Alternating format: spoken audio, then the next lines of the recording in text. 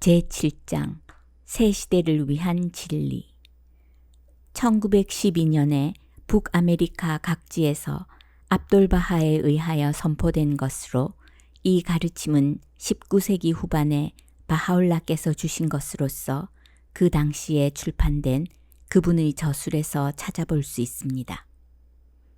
1. 인류의 통합. 2. 진리의 독자적 탐구. 3. 모든 종교의 근원은 하나. 4. 종교는 융합의 근원. 5. 종교는 과학과 이성의 합치. 6. 남녀 평등. 7. 모든 편견의 배제. 8. 세계 평화. 9. 보편적 의무 교육. 10. 경제 문제의 정신적 해결. 11. 세계 공용어. 12. 국제재판소 설치. 인류의 통합. 바하올라의 중요한 가르침은 인류 세계의 통합이며 그분은 인류를 향하여 말씀하셨습니다. 그대들은 한 나무의 잎사귀요 한 가지의 열매라고 하셨습니다. 즉 인간 세계를 한 나무라고 하신다면 국가나 민족은 그 나무의 가지나 어떤 부분을 이룬 것이요 인간 개인들은 거기에 달린 열매나 꽃과 같은 것이라는 뜻입니다. 과거의 모든 종교 서적과 사도서에는 인류 세계가 두 부분으로 나누어졌으니 그 한 부분은 성경의 백성 또는 순결한 나무로 불리고 다른 한 부분은 악한 나무라고 불리었습니다. 즉 세계 사람의 절반을 비종교적이며 무신앙일 것으로 본 것이니 인류의 절반은 창조주의 자비를 받도록 되어 있고 나머지 절반은 창조주의 분노의 대상으로 생각했던 것입니다. 그런데 바하올라께서는 인류 세계가 하나로 통합될 것을 선언하였으니 그분은 모든 사람으로 하여금 다 같이 하느님의 너그러움의 바다에 잠기게 하신 것입니다. 진리의 독자적 탐구. 사람은 누구나 자기의 조상을 맹목적으로 따라서는 안 됩니다. 조상의 종교는 맹목적인 모방을 토대로 한 것이니 하느님의 진리를 발견하기 위하여 각자는 자기 자신의 눈으로 보고 자기 자신의 귀로 들으면서 진리를 탐구하여야 합니다. 모든 사람은 독자적으로 진리를 탐구하여야 합니다. 모든 종교의 근원은 하나. 모든 신성한 가르침은 하나의 실제에 근거한 것이니 그것이 진리가 아닐 수 없으며 또한 실제는 하나이지 여럿이 아닙니다. 그러므로 신성한 종교의 근원은 하나입니다. 그런데 어떤 양식이 생기고 또 어떤 형식과 의식의 모방이 침투하여 들어왔습니다. 이러한 것이 본질적인 것은 아니지만 서로 다르기 때문에 이교적인 색채를 띠게 되어 종교와 종교 사이에 상극을 일으킵니다. 그러나 우리가 이러한 모방을 버리고 그 근본되는 실제를 찾는다면 모두 일치할 것입니다. 왜냐하면 종교는 하나이고 여럿이 아니기 때문입니다. 종교는 융합의 근원. 모든 종교는 가장 위대하고 신성한 광채이며 인간 사이의 생명의 근원이며 인류의 영광의 근원이며 그리고 인류 사이의 영원한 생명을 만들어냅니다. 종교는 남을 미워하거나 적개심을 위한 것도 아닙니다. 종교가 만일 원한과 증오의 원인이 되고 인간 사이를 분열시키는 원인이 된다면 차라리 무종교가 더 좋을 것입니다. 종교와 그것에 속한 가르침은 병을 치료하는 과정과 같습니다.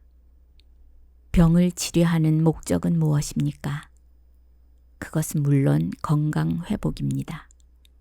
그런데 만일 병을 치료하는 과정의 결과가 진찰과 증세를 밝히는 데 그치고 만다면 그러한 일은 차라리 하지 않는 편이 좋을 것이니 이러한 의미에서는 종교를 버리는 것이 진리로 향하는 첫걸음이 될 것입니다. 종교는 과학과 이성의 합치. 종교와 과학의 진리는 서로 부합해야 합니다. 하느님께서는 인간이 진리를 인식하도록 이성의 힘을 부여하셨습니다. 과학과 종교는 공히 이성의 기준을 충족해야 합니다. 그러기에 둘은 함께 조화를 이루어야 합니다. 이 두 가지 지식은 인간의 지성이 보다 높은 차원으로 오르게 하는 양날개입니다. 양날개의 힘을 통해 인류는 앞의 창공으로 높이 비상할 수 있습니다. 한쪽 날개만으론 충분치 않습니다. 과학은 하느님께서 인류에게 하사하신 은총입니다. 과학의 방법을 통해 인간은 물리계의 법칙을 발견하고 자연이 자신에게 가한 제약을 극복해 갈 수 있습니다. 과학의 도구를 통해 우리는 육안으로 볼 수 없는 것을 볼 수 있고 한순간에 방대한 거리를 가로질러 소통할 수 있습니다. 과학의 힘은 현재를 과거와 연결하고 미지의 신비를 꿰뚫는 데 있습니다. 어느 민족이든 그들의 실질적 진보는 과학적 성취 정도에 달려 있습니다. 남녀 평등. 과거의 모든 종교 제도에서는 남자의 지위를 여자의 지위 위에 두었으나 바하올라의 가르침은 남녀가 평등하다는 것입니다. 아들과 딸은 같은 교육 과정을 받음으로써 인류 사이의 융합이 촉진되는 것입니다. 모든 편견의 배제. 하느님의 모든 예언자들께서 오신 목적은 인류의 자식들을 분열시키기 위해서가 아니라 그들을 융합시키기 위해서였고 불화를 위해서가 아니라 사랑의 법칙을 실천시키기 위해서였습니다. 따라서 우리는 모든 편견, 즉 민족적 편견, 애국적 편견, 종교적 및 정치적 편견을 버려야 합니다. 우리는 인류 융합의 원인이 되어야 합니다. 세계 평화. 모든 사람과 국가가 평화가 있으라. 정부들 사이의 전반적인 평화를, 종교들 사이의 전반적인 평화를, 민족들 사이의 전반적인 평화를, 모든 종교의 신자들 사이에 전반적인 평화를 이룩하라. 오늘날 인류 세계의 가장 중요한 일은 전반적인 평화를 수립하는 문제입니다. 이 원리를 실현하는 것이 시대의 절실한 요청입니다. 보편적 교육.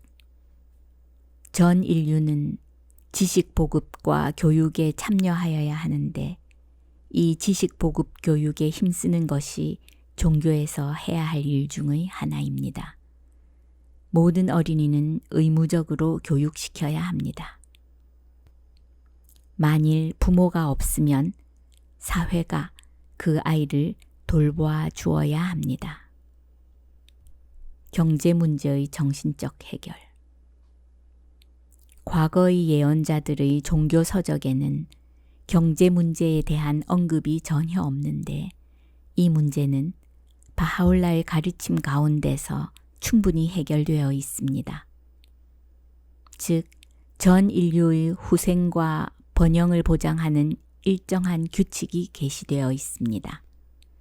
부자가 사치에 둘러싸여 자신의 휴식과 안락을 즐기는 것과 마찬가지로 가난한 사람도 집을 가지고 생계가 보장되어 부족함이 없이 살아야 합니다. 이것이 이루어지기까지는 행복이란 있을 수 없습니다. 하느님이 보시기에 모든 사람이 평등하고 그들의 권리가 똑같아서 누구에게나 차별이 없습니다. 만인은 하느님의 정의 밑에 보호를 받고 있는 것입니다. 세계 공용어. 세계 공용어의 언어를 국제 보조어로 채택하여 세계의 모든 학교와 학술원에서 가르쳐야 합니다.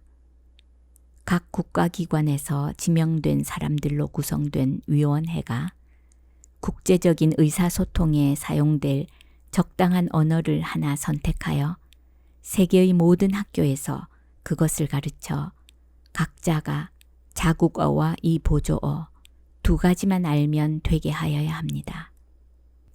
모든 사람이 이 국제 보조어를 습득하여야 합니다.